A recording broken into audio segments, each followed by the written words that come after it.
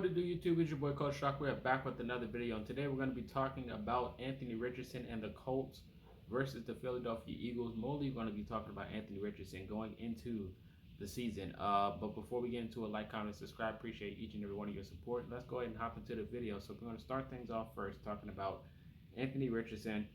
I think he did a good enough job to show Colts fans what he's going to do or what he's going to bring to the table coming into the season.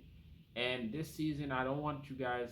Well, I don't want the feeling to be something of expectations or anything of that sense because we know what Anthony Richardson can bring to the table. We know his potential.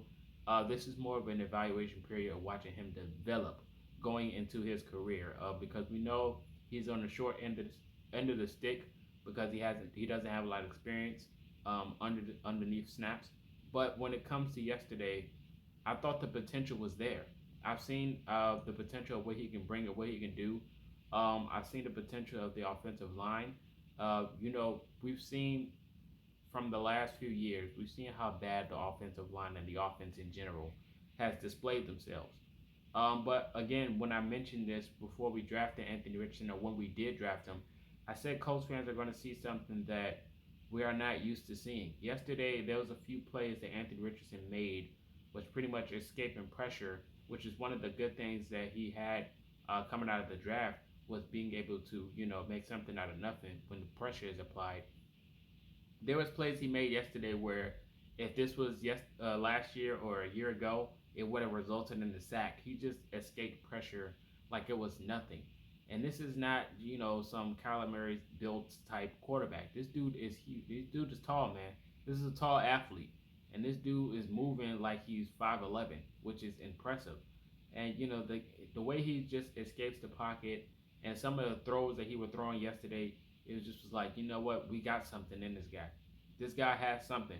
And I'm not saying he was perfect yesterday. There were some passes he made it was just like a little too high or just like no chance in the world the Colts were going to get a catch out of that. But other than that, the potential or the sample sizes that we seen yesterday, there were some things that he was like, okay, I can see it. When it comes to the receiving group, they didn't have the best performance yesterday, but I thought the tight end group out of everyone was very impressive. The tight end group was something that was like, yes, this is what we want as a Colts fan. This is what we want to see. Granton out there making plays, Ogletree out there, just all of the tight ends, the Will Mallory. Will Mallory had a good game. Like all of these guys was pretty much on 100 yesterday. It was a good thing to see from the tight end group. And it was only a half. You can imagine what they can do for all 4 quarters. And Granton, out of all of them, was the guy that impressed us the most. I think he really stood out yesterday versus the Eagles, and it's good to see because it was a little shaky at first, but we knew how good Granson could be and his potential, and it was good to see him shine yesterday. Moving forward, going into the running back room, this has something to do with Jonathan Taylor. They say he was in the stadium, but a lot of Colts fans question, the development part of Anthony Richardson if Jonathan Taylor isn't there, and I think yesterday was a prime example of what the offense can do without Jonathan Taylor. I'm not opposed of keeping Jonathan Taylor. I'm not opposed of getting rid of him as well. I just want both sides to be, happy at the end of the day. I would like Jonathan Taylor to get paid, and I would like the Colts to move on and, just to keep doing what they got to do. Like I said, if Jonathan Taylor was in the offense with Anthony Richardson, it'd be nice. But I'm not mad at the running back room without Jonathan Taylor. I love Deion Jackson's game. I love Jake Funk's game. Zach Moss, he's an angry runner, and Evan Hall, he's a good piece to pair with with Anthony Richardson. The scheme that Shane Steichen has plugged in for Anthony Richardson, the sky's the limit. It really is, and you've seen the potential yesterday against the Eagles with the high tempo, fast paced type offense. It works in Richardson's favor. It really does, and it was a beautiful sight to see. Some of the shining moments you've seen yesterday, for even the opening drive, the first 2 plays, even though it was both penalized from Quentin Nelson, who, from the last 2 years, he's kind of been penalized a few times. But it's just the preseason, so we're just going to shake it off and act like nothing's happened. But you've seen Anthony Richardson made something out of nothing. A bomb down the field, or it was 1st and 15, and Anthony Richardson picked up 15 yards like it was nothing. All of those things are just bright spots of something we couldn't do at the beginning before we drafted Richardson. So it's like, yes, I love this idea, because some people would maybe question why are they doing why is the quarterback running 15 on 1st and 15. Well, there used to be a thing the old where it'd be like third down. Some of those plays, even if it was like 3rd and 5 or 3rd and 10, they'll do like a screenplay. But now that you have a mobile quarterback, the opportunities are endless, and that's just one thing that I love to see or would love to watch as a Colts fan. This year is going to be fun, man. It really is, and I'm not predicting Super Bowl or playoffs or division, but I'm saying this year is going to be fun. I'm looking forward to seeing the development of Anthony Richardson this year. I'm not holding him to any expectations, because we know what we got going into this draft and picking him. But I'm looking forward to wow factors and how he can develop, going through his progressions, making the reads, standing comfortable in the pocket like he did against the Eagles. Those moments where he was standing comfortable in the pocket and just making a play. Those are the things I'm looking forward to. He's gonna make mistakes. Everybody makes mistakes. That's one thing we have to realize.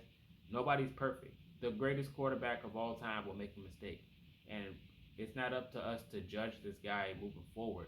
Of course, he has to go out there and make a play, but I mean, he's still developing, and we drafted a developing factor, a developing talent, and that's just what it is at the end of the day. When you looked at the offensive line yesterday, I think you've seen some improvements, and I just want to say, by saying that, even though Penter went down, what I mean by improvements is, we know how bad the offensive line is, right?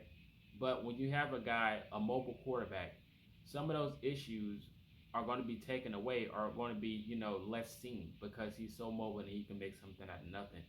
Anthony Richardson made plays yesterday. Well, he made plays versus the Eagles where, if this was 2 years ago, it would have been a sack. So it's like some of those plays are just gonna be erased, just due to his ability to make something out of nothing, and that's a plus side. So, that's a good thing to see as a Colts fan, making something out of nothing. Looking at the running back room, I thought it was impressive. The tight end room was impressive. The wide receiver room, I mentioned this before. A lot of these plays that we are going to used to seeing, that could hinder Anthony Richardson, especially for the stat watchers, is the wide receivers. They got to catch the football. It's that simple. Josh Downs, I've seen him drop the ball for the first time yesterday.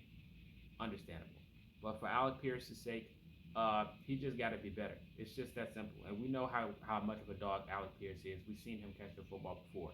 But some of those plays, when the ball is literally in his hands, he just got to come down with it. It's just that simple. Other than that, there's plays out there where Anthony Richardson just didn't, it just wasn't no chance the receiver was going to catch it, and which is fine. But like I said, we're looking for the development and the upsides of Anthony Richardson going into the season. For the defensive side, I thought the defense did a great job. We've seen names like Henry Black yesterday step up. Grant Stewart had himself an awesome offseason and a great preseason, for a guy that's just on special teams. Nick Cross, he was redshirted last year. He had himself another good game. Darrell Baker Jr., another great offseason standout going into preseason. I hope he gets more reps going into the year. But of course, other than that, you get the Hurricane Dios, Zaire Franklin, all of these guys. The defense just did what they had to do, which was a good thing to see. Besides the opening drive, we were like, what's going on? These is backups. Why are we not getting no stops? Other than that, the defense did solid. Gardner Minshew, we know what Gardner Minshew is going to bring as a backup. He's a good plug-in piece. He could be a bridge quarterback in any other organization. I'm just happy to have him in ours. This is a guy I wanted for years, because I wanted him for years on the Colts roster, because I know what he can bring and the potential he can do. So he's definitely implied into the system already for Shane Steichen, so he knows what he brings. He knows what to do. Of course, he has some mishabits, but that's pretty much any quarterback. Sam Ellinger, the preseason standout phenomenon, he did what he had to do. Minshew's favorite target is Winfrey from this offseason so far. But like I said, the wide receiver room is definitely going to have his hiccups.